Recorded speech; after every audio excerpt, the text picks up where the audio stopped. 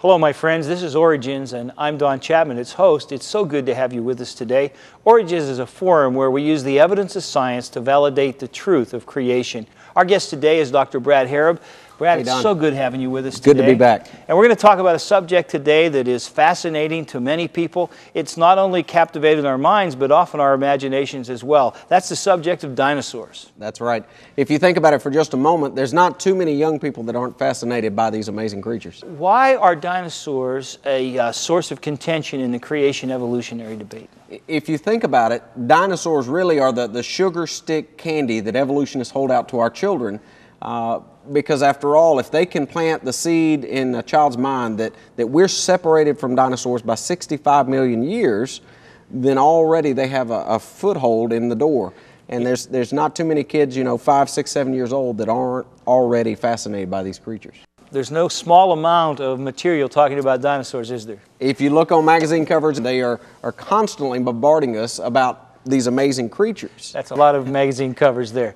But Don, it's because of these same amazing creatures that we really are losing so many of our children. If on the screen you see a page out of a very popular kids scholastic book called The Magic School Bus, you'll notice a young boy, he's holding a picture of a dinosaur chasing a caveman. He says, "This story is make-believe," and his friend says, "There were no dinosaurs in the time of cave people."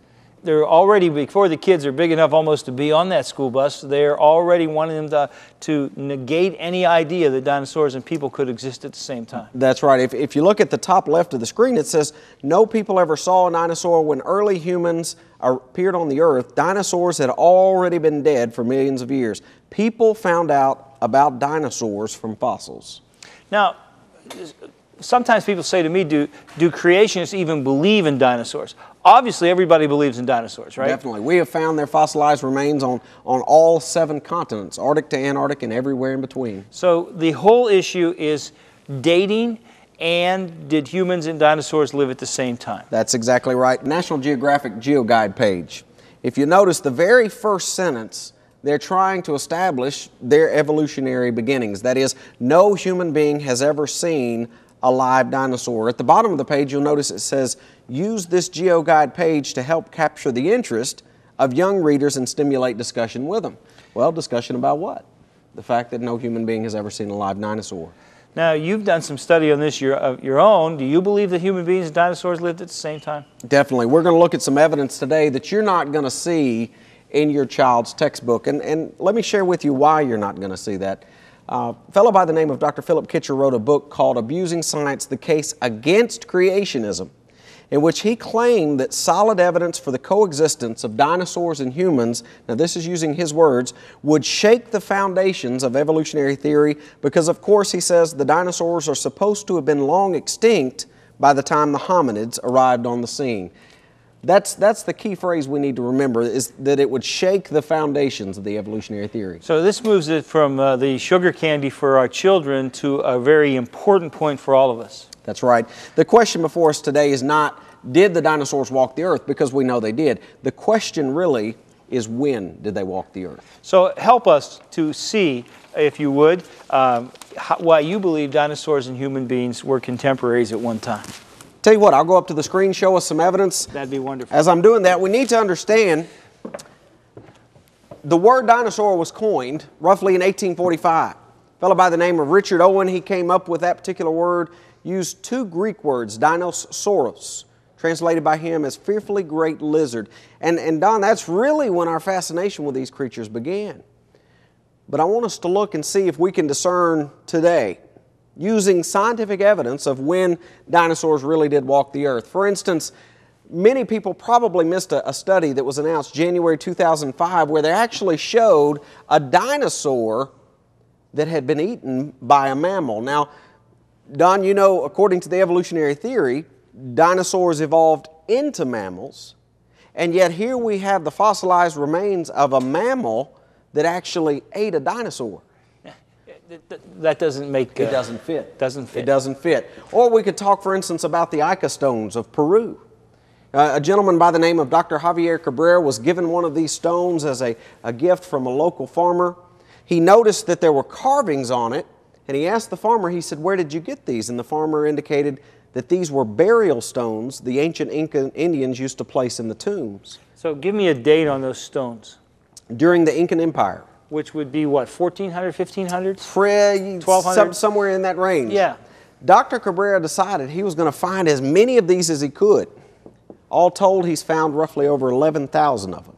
And you'll notice on some of them, it's not just dinosaurs, it's actually dinosaurs and men.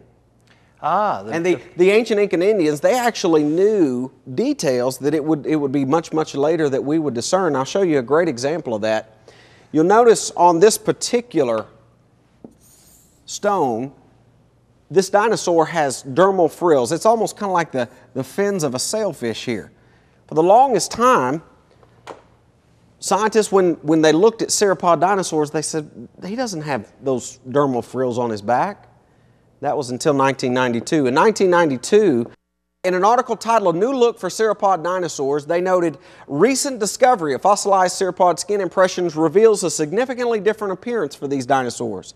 The fossilized skin demonstrates that a median row of spines was present, some quite narrow, others are broader and more conical. So our modern research is just catching up with what the Inca Indians knew from observation in 1400 AD. That's 1992, we're finally finding out something that they had already known. Ellen Morse Bishop, commenting on this, she said the biggest spines found were about 9 inches long, shaped a little bit like a shark's dorsal fin. The smallest at the tail tip were about 3 inches high. Yeah. Precisely what they had drawn. Fascinating. Or we could talk, for instance, about the dinosaur figurines from Acambaro, Mexico. You know, Don, if you were to go there today, there's a mountain that they call El Toro, the bull.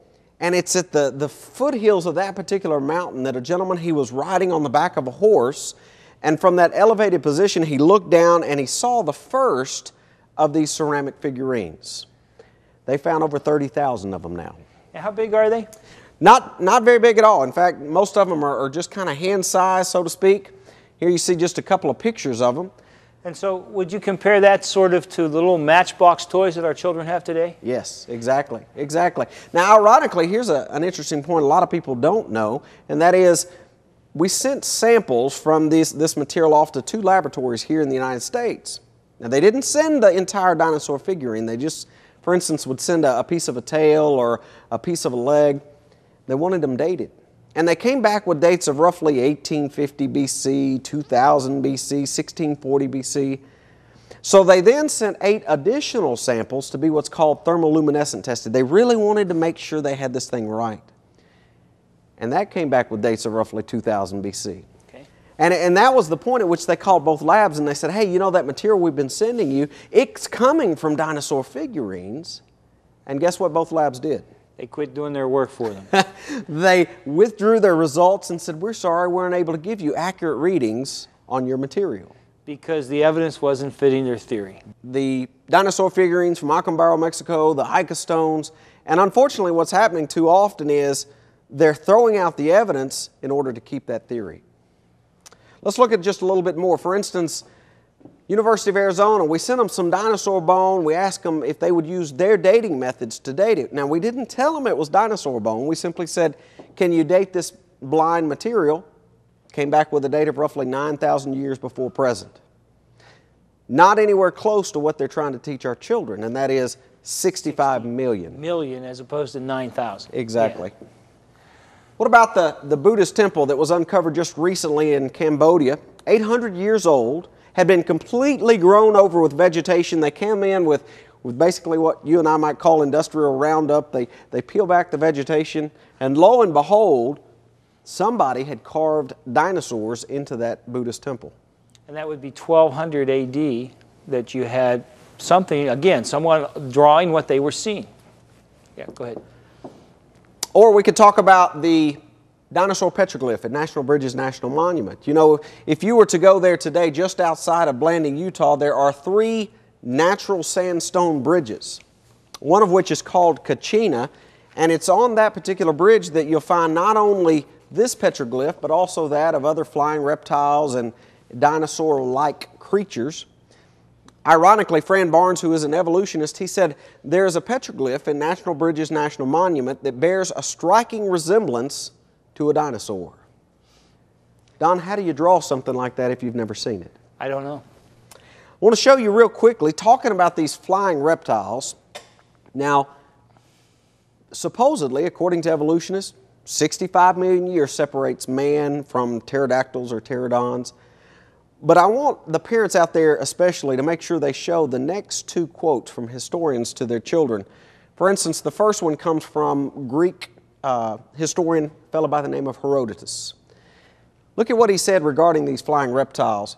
"There's a place in Arabia to which I went on hearing of some winged serpents, and when I arrived there, I saw bones and spines of serpents in such quantities as it would be impossible to describe. The form of the serpent is like that of a water snake, but he has wings without feathers and like as possible to the wings of a bat." So we've got a Greek historian who has first eyewitness testimony. Wow. But he's not the only one. I'm sure you've heard of somebody named Josephus. Sure have. Jewish historian. Remember, Josephus talks about Jesus Christ in his writings, talks about Pilate, but he also talks about these flying reptiles. Josephus wrote, "When the ground was difficult to be passed over because of the multitude of serpents which it produces in vast numbers, some of which ascend out of the ground unseen and also fly in the air, and they do come upon men at unawares and do them a mischief. He said, Moses made baskets like unto arks of sage and filled them with eaves or birds, carried them along with them, which animal is the greatest enemy to the serpents imaginable. For they fly from them when they come near them, and as they fly, they're caught and devoured by them." Wow. So the same person who historically wrote about Jesus Christ, who wrote about Pilate, is also writing about flying reptiles. Now, how does that fit in with the biblical worldview versus the evolutionary worldview? That's a really good question.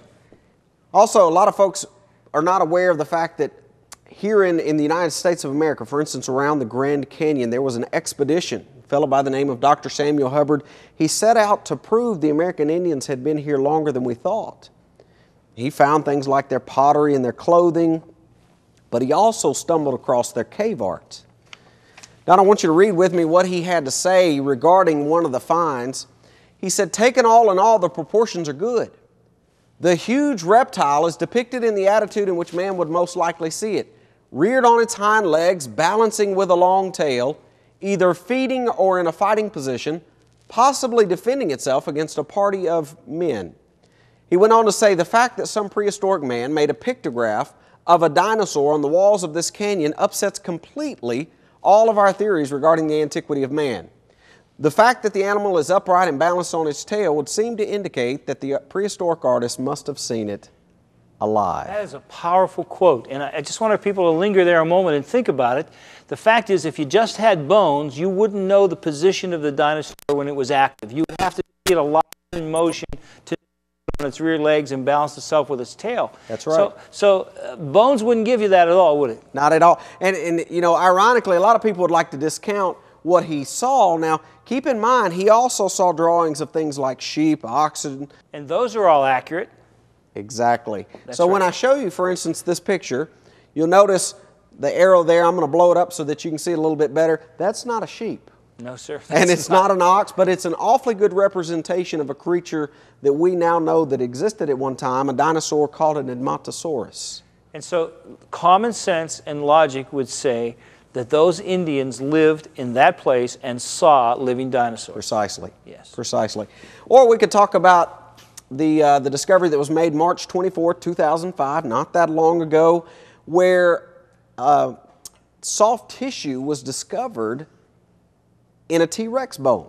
Now, the actual thing that occurred was they were protecting the bone. They had basically covered it in what we would call plaster Paris. They brought a helicopter in to take that material back to the lab. Well, the block of material was too big. They realized they were going to have to break it and cut it in half. And it was only then that they were able to look inside that T-Rex bone, and they realized they had soft tissue, blood vessels, and what they think are blood cells. Now, Dr. Harrub, we have two theories. It's got to be one or the other. One theory says these bones are 65 million years old. The other says they're maybe 1,000 years old. If you have soft tissue and bone marrow inside the bone, which theory best fits the evidence? Any molecular biologist worth their salt at all is going to tell you soft tissue doesn't stick around for 65 million years. It's absolutely a medical impossibility, isn't it? That's right. I mean, DNA is going to be breaking down. So we have physical evidence, and yet unfortunately in the scientific community, because this violates the evolutionary theory, it gets thrown out. That gets to me to be the point of almost irrefutable evidence. Let's look at some more. For instance, the Carlisle Cathedral over in England. You know, if you were to go over there today, I would suggest to you, get them to roll up the carpet that you see there at the bottom of the screen, because below it is the tomb of a fellow by the name of Richard Bell. He died in 1496. Now bear in mind, remember I told you the word dinosaur was coined around 1845. This guy died in 1496. 400 years before the word. When you have them roll up that carpet, you'll notice there's this beautiful marble, elegant tomb, and all the way around that tomb, there's a bronze ring that has carved into it different animals like an eel, a fox, a cat, dog, and even dinosaurs. And so it isn't set off like we're doing mystery here or myth here. It's in that ring along with other animals that we identify as being contemporary animals. Precisely. Okay. Or we could look at the burial clothes from Peru, dated roughly 700 AD, or the pottery that went along with those. That, as you can see, somebody took the time to paint a dinosaur-like creature. Or we could talk about the Roman mural from the 2nd century AD that shows two long-necked dragons, keeping in mind that we're talking about tiles that were hand-laid by people who were living just after the Bible was completed. You know, we think the Bible was probably completed around 90 AD. This was a mural that was put into place just after that. Or we could talk about a Mesopotamian cylinder seal that looks an awful lot like what you and I today would call an Apatosaurus. Or we could talk about these tablets that are attributed to Narmer, the legendary first pharaoh of a united Egypt, also bearing, as you can tell, a dinosaur-like creature on them. Well, it sounds like there's a lot of evidence from a lot of archaeological evidence to support the idea that dinosaurs were contemporary with man. The Bible has something to say about this too, doesn't it? It sure does. You know, we've got to take a break right now, and I don't want you to go away, because when we come back, we're going to take this evidence that we've looked at from science and from antiquity, and we're going to look at what God's Word has to say. Dr. Harrub will be joining me down here when we get back, and you'll want to be here as well. Don't go away. Creation versus evolution. You weigh the evidence. The dinosaur bones, engineering masterpieces. Interestingly, it was an evolutionary scientist who said the bones of Brachiosaurus are a masterpiece of engineering.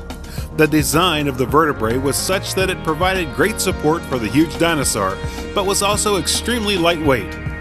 Evolutionists claim that all life, including dinosaurs, were the product of random processes. Yet they make statements about the wonderful design seen everywhere we look.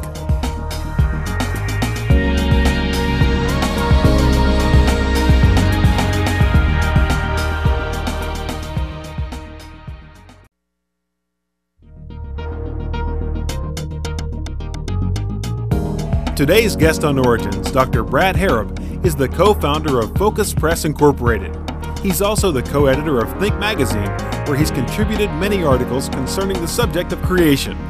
If you're searching for the truth and God's answers to life's questions, you'll want to subscribe to Think Magazine. Orders are being taken at 866-313-6474. For more information about Dr. Harrub, you can write to Focus Press Incorporated, 1600 Westgate Circle, Suite 125, Brentwood, Tennessee 37027.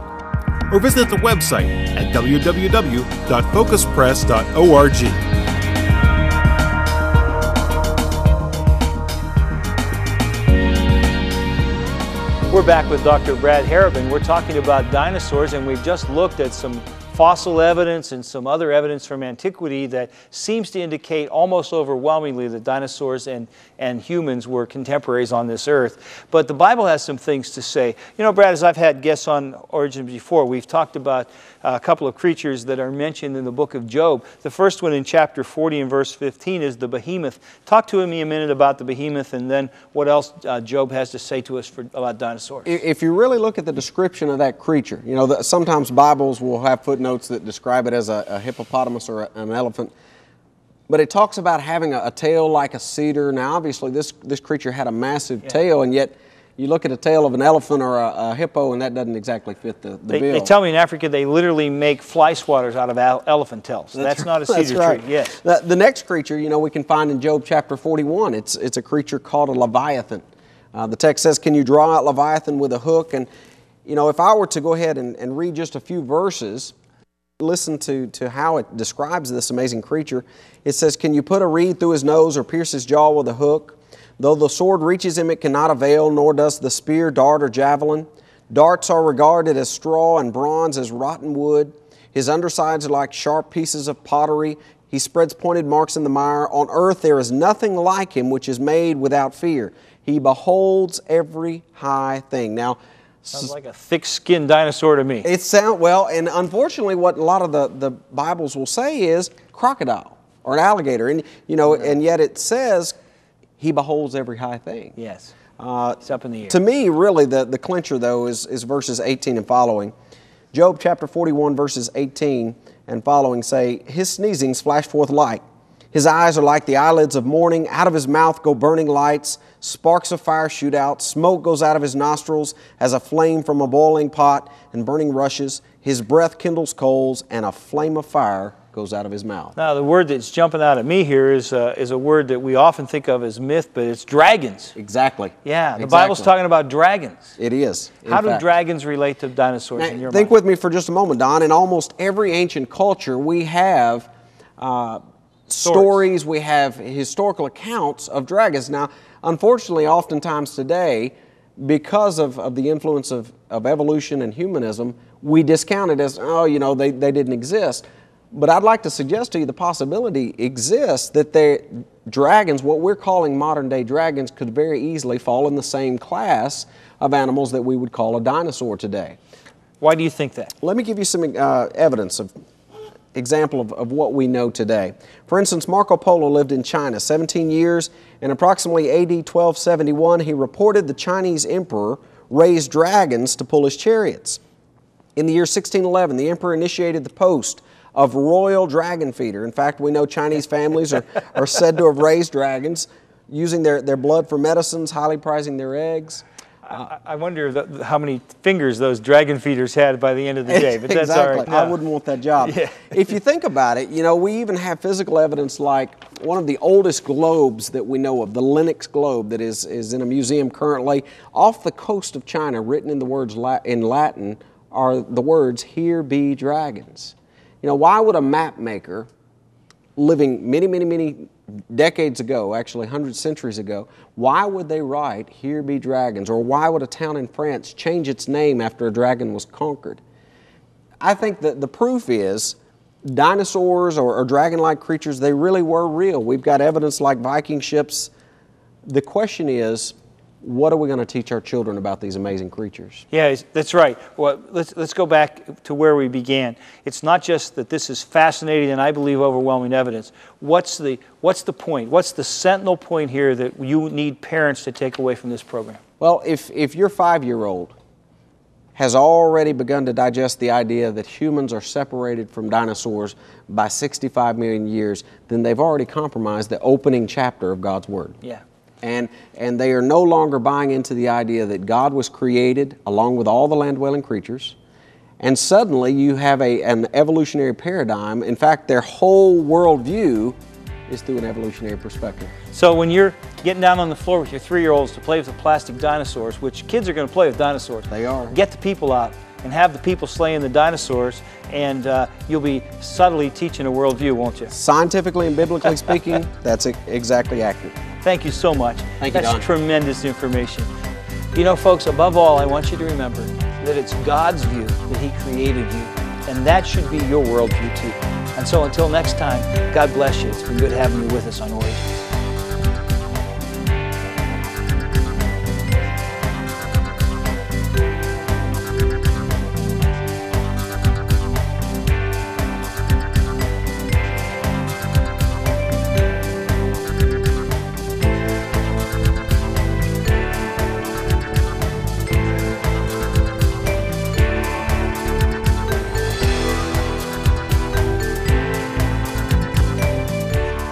Thank you for watching this edition of Origins. If you'd like a copy of the PowerPoint information presented today, you can download a PDF file of program number 805 from our website at www.originstv.org. Or for a DVD of this series, send a $12 donation to cover shipping and handling and write to Origins Program number 805, Cornerstone Television, Wall, Pennsylvania 15148. Origins is made possible by the faithful prayers and the financial support of you, our Cornerstone Television family.